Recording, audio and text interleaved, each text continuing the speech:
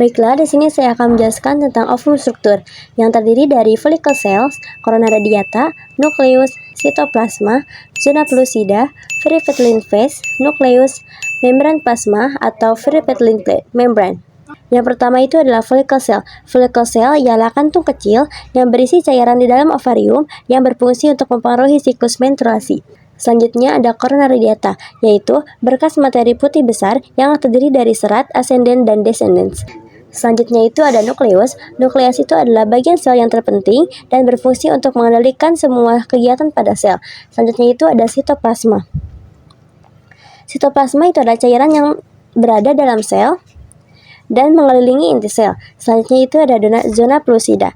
Zona pellucida adalah lapisan ekstraseluler tebal yang mengelilingi sel telur mamalia dan embrio. Selanjutnya itu ada peripheral phase, yaitu ruang yang berada di antara zona pellucida dan membran sel telur yang telah dibuahi. Selanjutnya ada membran plasma atau peripheral membran, yaitu selaput tipis yang melapisi seluruh permukaan luar sel dan memisahkan bagian dalam sel dari lingkungan luar. Selanjutnya itu ada nukleus. Nukleus itu atau anak inti merupakan bagian dari nukleus dan terletak di sebelah dalam dari nukleus. Selanjutnya di sini ada struktur pada sperma. Yang pertama itu ada akrosom, nukleus, ada proxima central atau bagian leher, mitokondria, membran plasma. Yang pertama itu adalah akrosom. Akrosom itu adalah organel yang terdapat pada sperma yang berfungsi untuk membantu sperma menembus sel telur dan mencapai pembuahan. Selanjutnya itu ada nukleus. Nukleus itu ialah organel terbesar dalam sel yang berfungsi sebagai pusat komando untuk mengatur seluruh aktivitas sel pada sperma. Selanjutnya itu adalah proxima central atau bagian leher, yaitu yang menghubungkan antara kedua ujung sperma. Yang selanjutnya itu ada mitokondria, yaitu yang menghasilkan enzim pada sperma untuk membantu pergerakan pada sperma. Selanjutnya itu ada membran plasma, yaitu selaput tipis yang meliputi seluruh permukaan luar sel dan memisahkan bagian sperma yang berguna untuk membantu sperma saat berenang. Selanjutnya itu ada head atau bagian kepala, yaitu yang berfungsi untuk menyimpan materi genetik dan membantu sperma untuk menembus sel telur. Selanjutnya ada middle place, yaitu bagian tengah yang menciptakan energi dalam sel-sel pada sperma. Selanjutnya itu ada tail, yaitu adalah bagian ekor yang membantu sperma untuk bergerak agar bisa menemukan sel telur dan untuk memantulkan proses pembuahan pada sperma. Baiklah, di sini saya akan menjelaskan tentang gemetosis. Gemetosis pada manusia meliputi dua peristiwa, yaitu ada spermatogenesis dan oogenesis. Di sini saya akan menjelaskan tentang oogenesis terlebih dahulu. Oogenesis adalah proses pembentukan ovum pada wanita. Yang pertama adalah sel induk oogonium akan membelah secara mitosis dan menghasilkan oosit primer. Dari oosit primer akan membelah menjadi dua secara meiosis 1 menjadi oosit sekunder dan badan polar primer.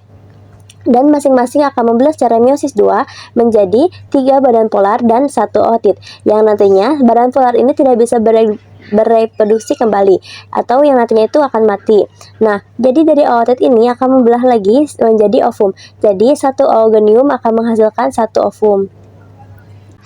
Selanjutnya ada spermatogenesis. Spermatogenesis yaitu yang pertama ada sel induk spermatogonium akan membelah secara mitosis dan menghasilkan spermatosit primer. Dari spermatosit primer akan membelah secara meiosis 1 dan menghasilkan 2 spermatosit sekunder. Dari spermatosit sekunder akan membelah lagi masing-masing menjadi 2 secara meiosis 2, yaitu akan menjadi spermatid, yang dimana setelah jadi spermatid ini akan terjadi peristiwa pematakan dan akan menghasilkan 4 spermatozoa. Jadi satu sel induk spermatogonium akan menghasilkan 4 spermatozoa.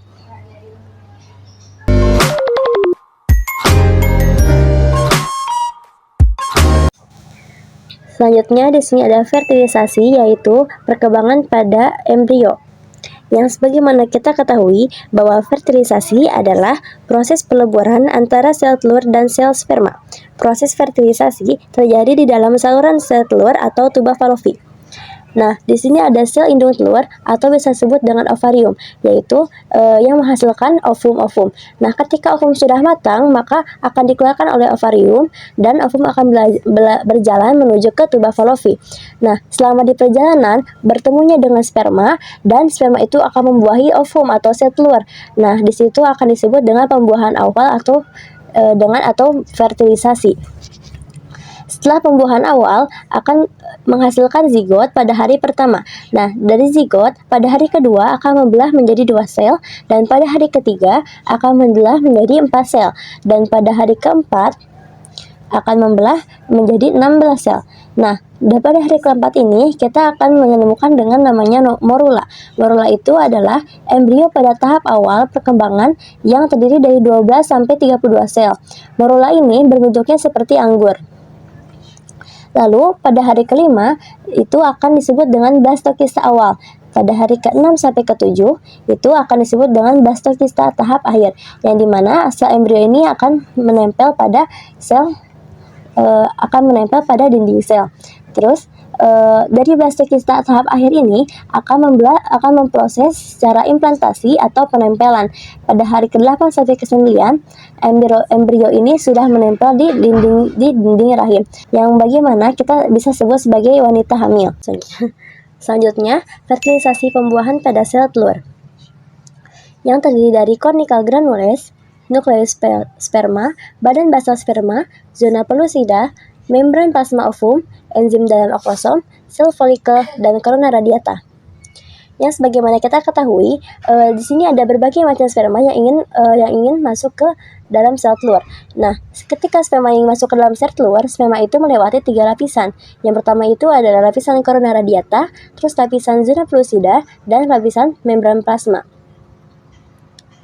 Ketika ada salah satu sperma yang sudah masuk dan membuahi sel telur, maka sel telur ini akan mengeluarkan senyawa kimia pada zona pellucida guna agar sperma lain tidak bisa masuk ke dalam sel ovum. Selanjutnya, di sini ada nukleus sperma. Nukleus sperma ini adalah inti sel yang membawa separuh materi genetik pada organisme. Selanjutnya ada cornical granules, yaitu melepaskan enzim litik yang memodifikasi matriks zona pellucida untuk mencegah peringatan pada sperma. Selanjutnya, di sini ada enzim pada akrosom. Enzim dalam akrosom itu adalah penetralisasi sperma melalui zona pellucida. Enzim ini juga dinamakan enzim penembus pada zona pellucida. Selanjutnya ada zona pellucida, yang dimana zona pellucida ini adalah melindungi oosit, sel telur, dan embrio selama perkembangannya. Selanjutnya ada sel folikel. Sel folikel ini adalah kantung pada cairan yang mengelilingi sel telur wanita yang belum matang saat di ovarium.